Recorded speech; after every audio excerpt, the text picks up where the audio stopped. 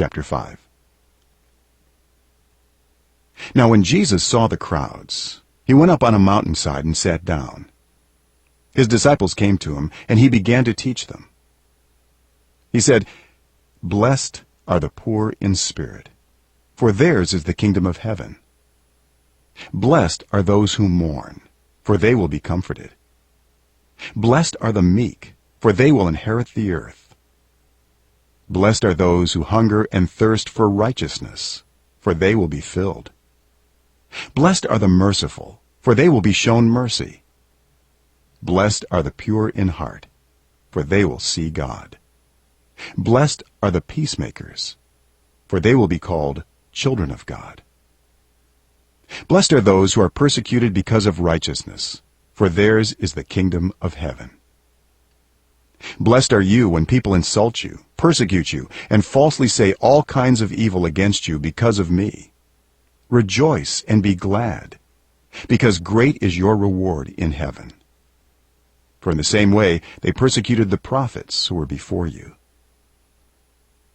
You are the salt of the earth. But if the salt loses its saltiness, how can it be made salty again? It is no longer good for anything except to be thrown out and trampled underfoot. You are the light of the world. A town built on a hill cannot be hidden. Neither do people light a lamp and put it under a bowl. Instead, they put it on its stand, and it gives light to everyone in the house. In the same way, let your light shine before others, that they may see your good deeds and glorify your Father in heaven. Do not think I have come to abolish the law or the prophets. I have not come to abolish them, but to fulfill them. For truly I tell you, until heaven and earth disappear, not the smallest letter, not the least stroke of a pen, will by any means disappear from the law, until everything is accomplished. Therefore, anyone who sets aside one of the least of these commands, and teaches others accordingly, will be called least in the kingdom of heaven.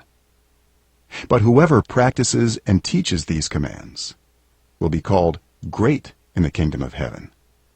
For I tell you that unless your righteousness surpasses that of the Pharisees and the teachers of the law, you will certainly not enter the kingdom of heaven. You have heard that it was said to the people long ago, "You shall not murder, and anyone who murders will be subject to judgment." But I tell you that anyone who is angry with a brother or sister will be subject to judgment. Again, anyone who says to a brother or sister, "Raka," is answerable to the court. And anyone who says, "You fool," will be in danger of the fire of hell. Therefore, if you are offering your gift at the altar, and there remember that your brother or sister has something against you, leave your gift there in front of the altar. First, go and be reconciled to them. Then come and offer your gift. Settle matters quickly with your adversary who is taking you to court. Do it while you are still together on the way, or your adversary may hand you over to the judge, and the judge may hand you over to the officer, and you may be thrown into prison. Truly I tell you, you will not get out until you have paid the last penny. You have heard that it was said, "You shall not commit adultery." But I tell you that anyone who looks at a woman lustfully has already committed adultery with her in his heart. If your right eye causes you to stumble, gouge it out and throw it away. It is better for you to lose one part of your body than for your whole body to be thrown into hell. And if your right hand causes you to stumble, cut it off and throw it away. It is better for you to lose one part of your body than for your whole body to go into hell. It has been said, anyone who divorces his wife must give her a certificate of divorce. But I tell you that anyone who divorces his wife, except for sexual immorality, makes her the victim of adultery. And anyone who marries a divorced woman commits adultery.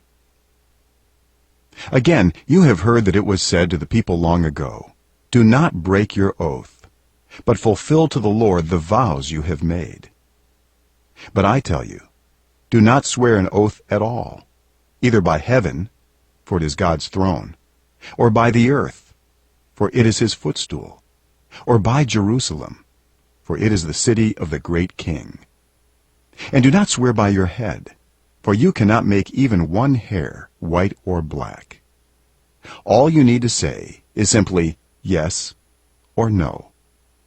Anything beyond this comes from the evil one. You have heard that it was said, eye for eye and tooth for tooth. But I tell you, do not resist an evil person. If anyone slaps you on the right cheek, turn to them the other cheek also. And if anyone wants to sue you and take your shirt, hand over your coat as well. If anyone forces you to go 1 mile, go with them 2 miles. Give to the one who asks you, and do not turn away from the one who wants to borrow from you. You have heard that it was said, love your neighbor and hate your enemy. But I tell you, love your enemies and pray for those who persecute you, that you may be children of your Father in heaven. He causes his sun to rise on the evil and the good, and sends rain on the righteous and the unrighteous. If you love those who love you, what reward will you get? Are not even the tax collectors doing that? And if you greet only your own people, what are you doing more than others? Do not even pagans do that? Be perfect, therefore, as your heavenly Father is perfect.